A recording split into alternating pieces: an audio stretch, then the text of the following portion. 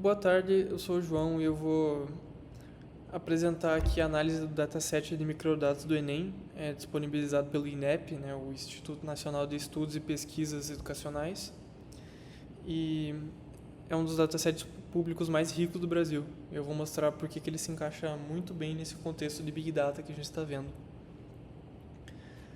O dataset ele é disponibilizado gratuitamente pelo governo federal, não tem necessidade de cadastro nesse link aí que está no slide. O tema é educação, mais especificamente o perfil e o desempenho de todos os participantes do maior exame do Brasil, o Enem, com mais de 3,9 milhões de inscritos por edição, todo ano. E ele é relevante porque ele alimenta, por exemplo, políticas públicas, o SISU, o ProUni, o FIES, ou seja, são decisões reais que afetam milhões de pessoas aqui. Tecnicamente, o dataset ele tem quase 4 milhões de registros, só na edição de 2023, com 136 colunas por registro, ocupando cerca de 4 GB em CSV. Considerando o histórico acumulado desde 1998, são mais de 25 edições e mais de 50 GB no total. As colunas cobrem desde a identificação do candidato, como sexo e raça, até localização, tipo de escola, as notas de cada área de conhecimento, etc. E um desafio importante é que os candidatos ausentes eles ficam com nota 0 ou nula no dataset. Então, qualquer análise de desempenho, ela precisa ser filtrada pelo campo de presença antes de poder calcular as médias, por exemplo. E apesar de ser um dado público, ele não é isento de cuidados.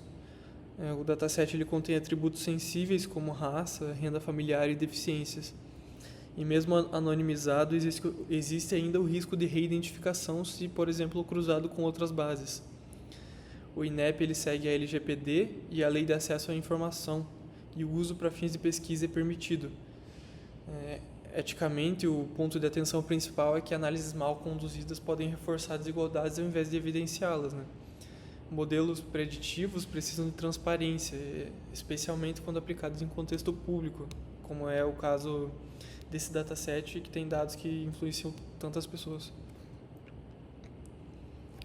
Analisando pelo framework dos 7 VS do Big Data, em volume, a gente tem gigabytes reais que exigem processamento distribuído. Em variedade, a gente mistura dados numéricos, categóricos, ordinais e texto livre das redações. Em variabilidade, as questões e a codificação das variáveis mudam entre cada edição. Isso faz com que a gente precise ter uma atenção no tratamento do histórico. Em velocidade, apesar da atualização ser anual, tem todo ano, não é um streaming. O volume de cada release, cada liberação de dados, exige pipelines bem estruturadas em gestão. Nos outros 3 VS, a veracidade é um ponto forte. São dados oficiais coletados diretamente pelo governo, ou seja, tem uma alta confiabilidade. O valor é enorme. Dá para identificar desigualdades, prever desempenho, orientar investimentos em educação, muitas coisas importantes. E em visualização, o dataset ele se presta muito bem a mapas de calor por estado, por exemplo, séries temporais de notas e médias, de notas, médias e distribuição por grupo social, por exemplo. Passando para a parte de extração das informações, aqui eu mostro exemplos concretos de consultas usando as colunas reais do dataset.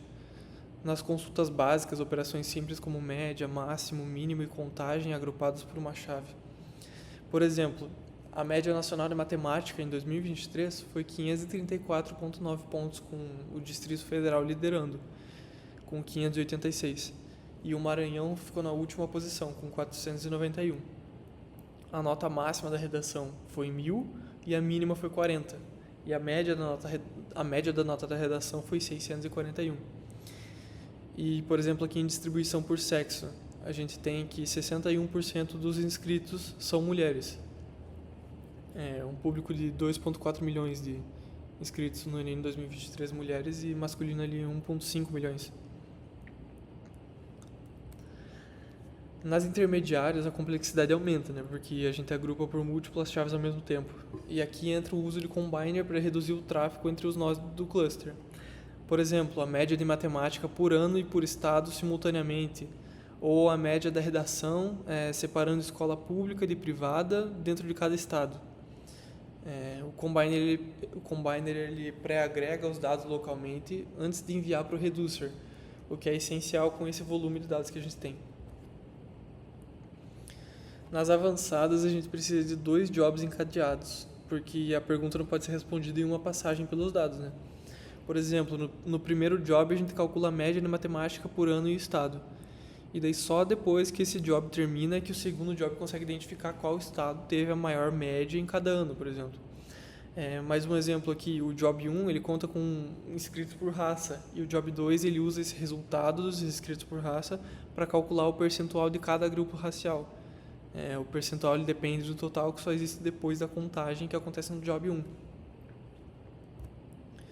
E aqui para fechar, eu escolhi esse dataset do Enem porque ele reúne tudo que define Big Data na prática, pelo que eu entendi. Volume real, variedade de atributos, veracidade garantida pela fonte oficial, né, o governo federal, e um valor analítico enorme para as políticas públicas. Com esses dados que a gente tem nesse dataset, várias políticas públicas podem ser feitas para ajudar todo que é tipo de público e incentivar o ensino no Brasil. Ele é gratuito, aberto, documentado e é eticamente adequado para o uso acadêmico.